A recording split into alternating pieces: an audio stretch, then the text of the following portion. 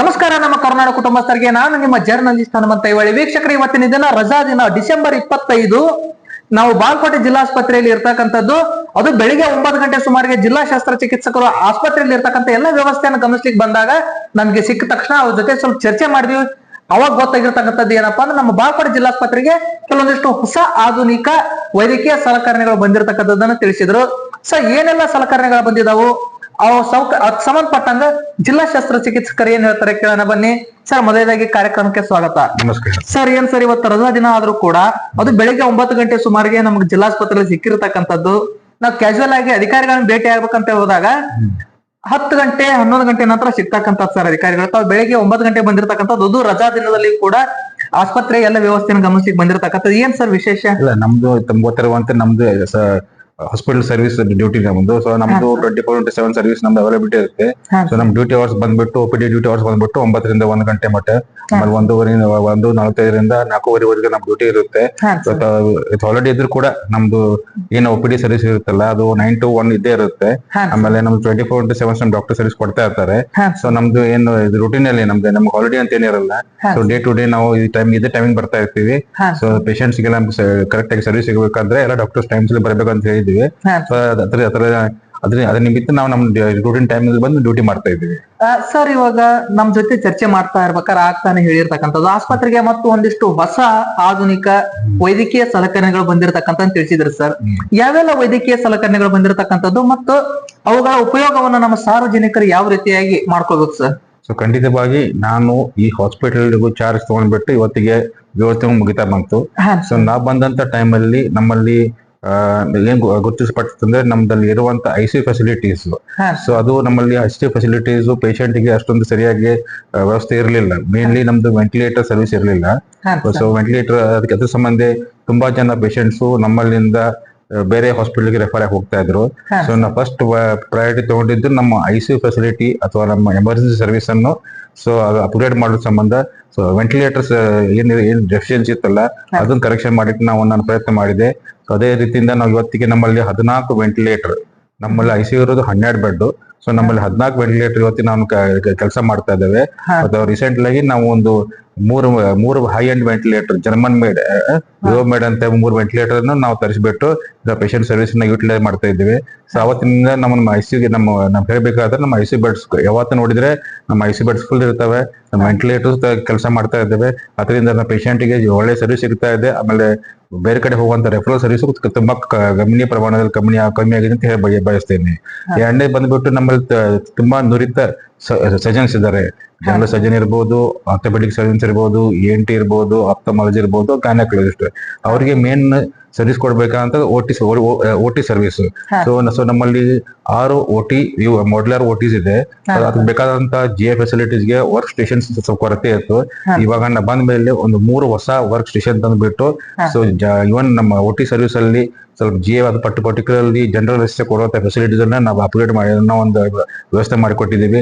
ಅದರಿಂದ ಸುಮಾರು ಜನರಿಗೆ ಸೊ ಜನರಲ್ ಅನೆಸ್ಥೆಸಿಯಾ ಮೂಲಕ ಕೊಡುವಂತ ಪ್ರೊಸೀಜರ್ ನಮ್ಮಲ್ಲಿ ಆಗ್ತಾ ಇದ್ದೀವಿ. ಸೊ ವರ್ಕಿಂಗ್ ಸ್ಟೇಷನ್ ಬಂದಾಗಿಂದ ಇವನ್ ನಮ್ಮ ಸರ್ಜನ್ಸ್ಗೆ ಆಗಲಿ, ನಮ್ಮ ಪರ್ಟಿಕ್ಯುಲರ್ಲಿ ಅನೆಸ್ಥೆಟಿಸ್ಟ್ಗೆ ಅವ್ರಿಗೆ ತುಂಬಾ ಅನುಕೂಲ ಆಗಿದೆ. ಅದರಿಂದ ನಮ್ಗೆ ಜನರಿಗೆ ಸರ್ವಿಸ್ ಕೊಡುವಂತ ಒಂದು ವ್ಯವಸ್ಥೆ ಒಂದು ಚೆನ್ನಾಗಿ ಆಗ್ತಾ ಇದೆ ಅಂತ ಹೇಳಿ ಬಯಸ್ತೇನೆ. ಮೂರನೇದಾಗಿ ಅತಿ ಅಂದ್ರೆ ನಮ್ದು ಏನಂತ ಹೇಳ್ತಾ ಇದ್ದಾರೆ, ನಮ್ದು IMR ಕಡಿಮೆ ಮಾಡ್ಲಿಕ್ಕೆ ನಮ್ಮಲ್ಲಿರುವಂತ SNCU, so special newborn care unit ಇತ್ತು. ಅದರಲ್ಲಿ ನಮ್ದು ವೆಂಟಿಲೇಟರ್, ನ್ಯೂನೆಟಲ್ ವೆಂಟಿಲೇಟರ್, ಪಿಡಿಯಾಟಿಕ್ ವೆಂಟಿಲೇಟರ್ ಕೊರತೆ ಇತ್ತು. ಸೊ ಅದರಿಂದ ಎಷ್ಟೋ ನ್ಯೂನೆಟ್ಸ್ ಆಗಲಿ, ಇನ್ಫ್ಯಾಂಟ್ಸ್ ಆಗಲಿ ಸೀರಿಯಸ್ ಆದ್ರೆ ಅವನ್ನ ನಾವು ಪ್ರೈವೇಟ್ ಮೆಡಿಕಲ್ ಕಾಲೇಜ್ಗೆ ಅಥವಾ ಪ್ರೈವೇಟ್ ಹಾಸ್ಪಿಟಲ್ ರೆಫರ್ ಆಗ್ತಾ ಇತ್ತು. ಸೊ ಇದನ್ನ ನಾವು ಗಮನ ಇಟ್ಟು ನಾವು ಪೇಷಂಟ್ಗೆ ನಮ್ಮಲ್ಲೇ ಒಳ್ಳೆ ಸರ್ವಿಸ್ ಸಿಗ್ಬೇಕಂತ ಹೇಳಿ ನಾನು ಒಂದು ನ್ಯೂನೆಟಲ್ ವೆಂಟಿಲೇಟರ್, ಆಮೇಲೆ ಒಂದು ಪಿಡಿಯಾಟಿಕ್ ವೆಂಟಿಲೇಟರ್, ಆಮೇಲೆ ಒಂದು 4 ಬಬಲ್ ಪ್ಯಾಪ್ಸ್ FNAC ಮೆಷಿನ್ಸ್ ತಂದು ವ್ಯವಸ್ಥೆ ಮಾಡಿದ್ದೀವಿ. ಅವಾಗಿಂದ ನಾ ಬಂದಾಗ ನಮ್ದು SNCU NICU ಅಂತೆಲ್ಲ ಅಡ್ಮಿಷನ್ ತಿಂಗಳಿಗೆ ಬಹಳ ಆದ್ರೆ 15 ರಿಂದ 20 ಆಗ್ತಾ ಇತ್ತು. ಇವಾಗ ನಾವು ಪ್ರತಿ ತಿಂಗಳ ಕನಿಷ್ಠ 95 ರಿಂದ 100 ವರೆಗೆ ನಮ್ಮಲ್ಲಿ ಅಡ್ಮಿಷನ್ಸ್ ಆಗ್ತಾ ಇದೆ. ಸೊ ನಮ್ಮ ಫೆಸಿಲಿಟಿ ನ್ಯೂನೆಟಲ್ ವೆಂಟಿಲೇಟರು ಅಥವಾ ನಮ್ಮ ಪಿಡಿಯಾಟಿಕ್ ವೆಂಟಿಲೇಟರು ಅಥವಾ ನಮ್ಮ ಬಬಲ್ ಪ್ಯಾಪ್ CPAP ಏನ್ ಬಂದಾವಲ್ಲ, ಸೊ ಇದರಿಂದ ನಮ್ಮಲ್ಲಿ ಸಿಗುವಂತ ಫೆಸಿಲಿಟೀಸ್ ಹೆಚ್ಚಾದಾಗಿಂದ ಸೊ ನಮ್ಮಲ್ಲಿ ನಮ್ಮ NICU ನಮ್ಮ SNCU ಏನಿದೆಯಲ್ಲ, ಅಲ್ಲೂ ಅಡ್ಮಿಷನ್ ತುಂಬಾ ಹೆಚ್ಚಾಗಿದೆ. ಸೊ ಅಲ್ಲಿ ನಮ್ಮ ಸರ್ವಿಸ್ ತುಂಬಾ ಹೆಚ್ಚಾಗಿದೆ. ಅದೇ ರೀತಿ ನಮ್ದು ಲೇಬರ್ ರೂಮ್ ಇರಬೇಕು. ನಮ್ಮಲ್ಲಿ ಪ್ರತಿ ತಿಂಗಳ ಆಮೇಲೆ ಏನ್ ಹೇಳ್ಬೇಕಂದ್ರೆ ನಮ್ಮಲ್ಲಿ ಒಂದು 300-400 ಡೆಲಿವರಿ ಆಗ್ತಾ ಇವೆ. ಸೊ ನಮ್ದು ಲೇಬರ್ ರೂಮ್ ಅನ್ನು ನಾನು ಅಪ್ಗ್ರೇಡ್ ಮಾಡಿದ್ವಿ. ಮುಂಚೆ ನಮ್ಮ ಲೇಬರ್ ರೂಮ್ ಅಲ್ಲಿ ಸ್ವಲ್ಪ ಇನ್ಫ್ರಾಸ್ಟ್ರಕ್ಚರ್ ಕೊರತೆ ಇತ್ತು. ಇವಾಗ ನಾವು ಅಲ್ಲಿ ನಮ್ಮ ಲೇಬರ್ ರೂಮ್ ಅನ್ನು ನಾವು ನವೀಕರಣ ಮಾಡಿದ್ದೀವಿ.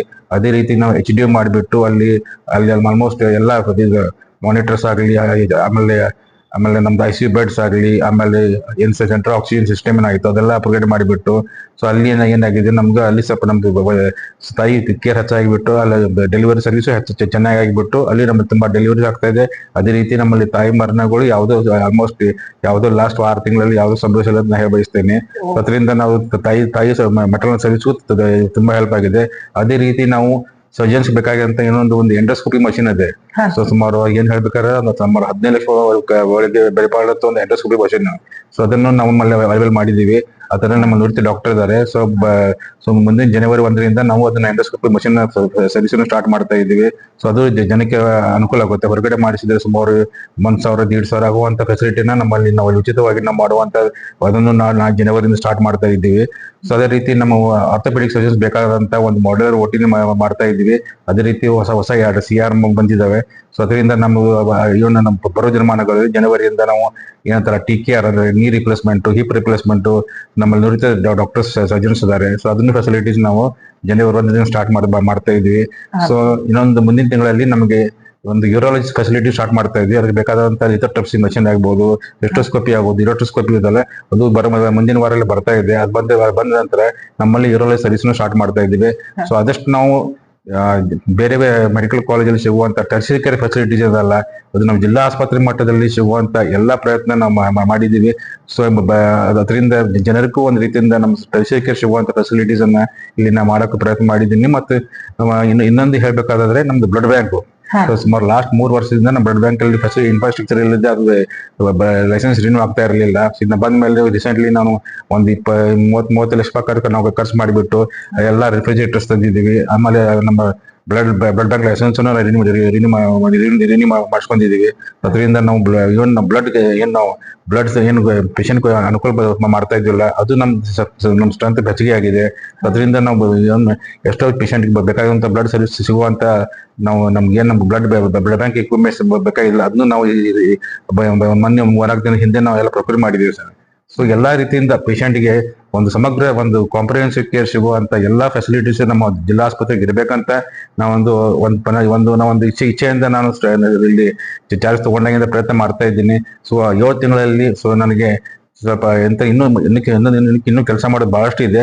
ಸರ್ ನೀವು ತಗೊಂಡಿರ್ತಕ್ಕಂಥ 7 ತಿಂಗಳಲ್ಲಿ ಇಷ್ಟೆಲ್ಲ ಯಾಕಪ್ಪ 7 ತಿಂಗಳಲ್ಲಿ ಇಷ್ಟೆಲ್ಲ ಮಾಡ್ಲಿಕ್ಕೂ ಕಷ್ಟ ಸಾಧ್ಯ ಸರ್, ಅಸಾಧ್ಯ ಅಂತ ಹೇಳಲ್ಲ ಸರ್. ಕಷ್ಟ ಸಾಧ್ಯದಲ್ಲಿ ಕೂಡ ಅದನ್ನ ಮಾಡ್ತಕ್ಕಂಥ ಒಂದು ಮ್ಯಾಕ್ಸಿಮಮ್ ಪ್ರಯತ್ನ ಮತ್ತು ಅದರಲ್ಲಿ ಒಂದು ಸಫಲತೆಯನ್ನ ತಾವು ಕಂಡಿರ್ತಕ್ಕಂಥದ್ದು ಶ್ಲಾಘನೀಯವಾಗಿರ್ತಕ್ಕಂಥದ್ದು ಸರ್. ಖಂಡಿತವಾಗಿ ನಾವು ಪ್ರಯತ್ನದಲ್ಲಿ ಎಲ್ಲ ನಮ್ಮ ಡಾಕ್ಟರ್ಸ್ ಆಗ್ಲಿ, ನಮ್ಮ ಹಾಸ್ಪಿಟಲ್ ಸ್ಟಾಫ್ ಆಗಲಿ, ನರ್ಸಿಂಗ್ ಸ್ಟಾಫ್ ಇರ್ಬೋದು, ಎಲ್ಲ ಸ್ಟಾಫ್ಸ್ ಇರ್ಬೋದು, ಎಲ್ಲರೂ ನಮ್ಗೆ ತುಂಬಾ ಸಹಕಾರ ಮಾಡಿದ್ದಾರೆ. ನಮ್ಮ ಪೇಷಂಟ್ ನಮ್ಮ ಹಾಸ್ಪಿಟಲ್ ಸರ್ವಿಸ್ ಇದೆ ಒಂದು ಒಳ್ಳೆ ರೀತಿ ಬರುವಂಗ ನಮ್ಮ ಡಾಕ್ಟರ್ಸ್, ನಮ್ಮ ಸ್ಟಾಫ್, ನಮ್ಮ ನರ್ಸಿಂಗ್ ಸ್ಟಾಫ್, ನಮ್ಮ ಲ್ಯಾಬ್ ಟೆಕ್ನಿಷಿಯನ್ ಸ್ಟಾಫ್ ಇರ್ಬೋದು, ನಮ್ಮ ಆಫೀಸ್ ಸ್ಟಾಫ್ ಇರ್ಬೋದು, ನಮ್ಮ ಗ್ರೂಪ್ ಡಿ ಸ್ಟಾಫ್ ಇರ್ಬೋದು, ನಾನ್ ಕ್ಲಿನಿಕಲ್ ಸ್ಟಾಫ್ ಇರ್ಬೋದು, ಅವರು ತುಂಬಾ ನಮ್ಮ ಹಾಸ್ಪಿಟಲ್ ಕ್ಲೀನ್ ಇಡುವಂತ ತುಂಬಾ ಬೇರೆ ಗವರ್ಮೆಂಟ್ ಕಂಪೇರ್ ಮಾಡಿದ್ರೆ ನಮ್ಮ ಹಾಸ್ಪಿಟಲ್ ನ ಹೇಳ್ಬಹುದು ಕ್ಲೀನ್ನೆಸ್ ಅಲ್ಲಿ ಯಾರು ಬಂದಾರೆಲ್ಲ ಪರಿಚಯ ಮಾಡಿ ಹೋಗಿದ್ದಾರೆ. ಸೊ ದಯವಿಟ್ಟು ಅವ್ರ ಕೆಲಸನ ಇವತ್ತಿನ ದಿವಸ ಅವ್ರಿಗೂ ನಾನು ಧನ್ಯವಾದ ಹೇಳ್ತೀನಿ. ಸೊ ಬರೋ ದಿನಮಾನಗಳಲ್ಲಿ ಇನ್ನೊಂದು ಮೇನ್ ಅಂದ್ರೆ ಬಾಗಲಕೋಟೆ ಜನಕ್ಕೆ ಬಹು ದಿನಗಳ ಬೇಡಿಕೆ ಇರೋದು MRI ಮಷೀನ್.